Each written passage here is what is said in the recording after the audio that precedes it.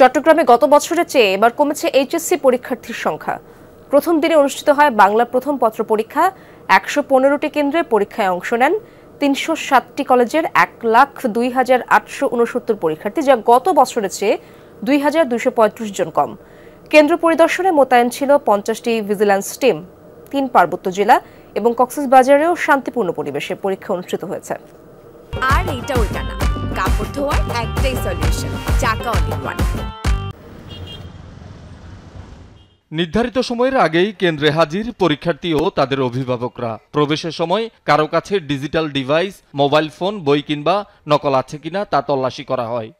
যদি কেউ কোনো নকল বা ডিভাইস যদি নেয়, এটা চেক করে নিছে। ফার্স্টে তো অ্যাডমিট কার্ড চেক করে ঢুকাইছে, সবকিছু চেক করে আমাদের ঢুকানো হয়েছে। এবছর তো অনেক সিকিউরিটি মেনটেন করতেছে, ডিভাইস নিচ্ছে কিনা বা ক্যালকুলেটরের ক্ষেত্রে একটা সীমাবদ্ধতা রাখছে। স্যানিটাইজার আনছি, মাস্ক পরছি, এটাই আর কি। আমরা কলেজ থেকে বলে দিচ্ছে যে করোনার জন্য মাস্ক পরতে।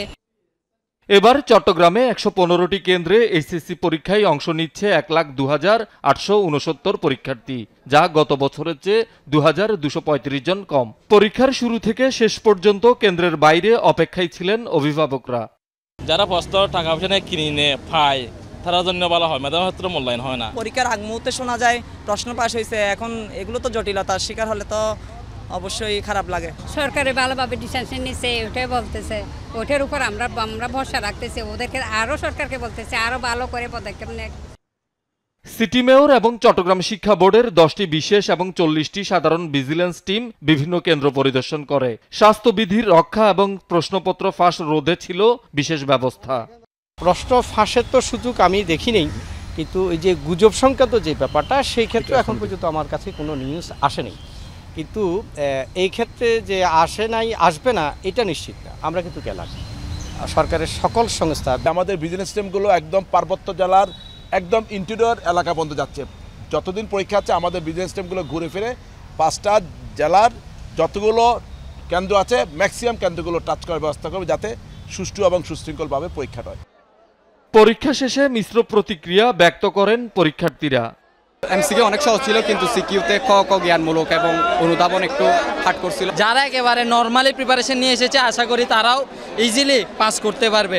আমার প্রত্যাশা এটা যে আমি ভালো মার্কস করতে পারবো। পরীক্ষা অতটা কঠিনও বলবো না, অতটা সহজও বলবো না। অনেক সহজ আছে, এমসিকিউ তো একদম পানির ভাতের মতন আসছে। কোশ্চেন 101% কমন আঙ্কেল, বাইরে থেকে কিছু আসে না, যা পড়ছি তার ভিতরে।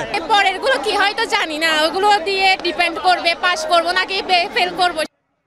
3 পার্বত্য জেলার মধ্যে বান্দরবানে 7 উপজেলার 12টি কেন্দ্রে 4,214 জন পরীক্ষার্থী, খাগড়াছড়িতে 15 কেন্দ্রে 8,144 জন এবং রাঙ্গামাটিতে 14 কেন্দ্রে 6,003 জন এইচএসসি পরীক্ষার্থী অংশ নিচ্ছে। এছাড়া কক্সবাজারে 36টি কেন্দ্রে পরীক্ষার্থীর সংখ্যা 15,653 জন। শহীদুল সুমন, যমুনা নিউজ।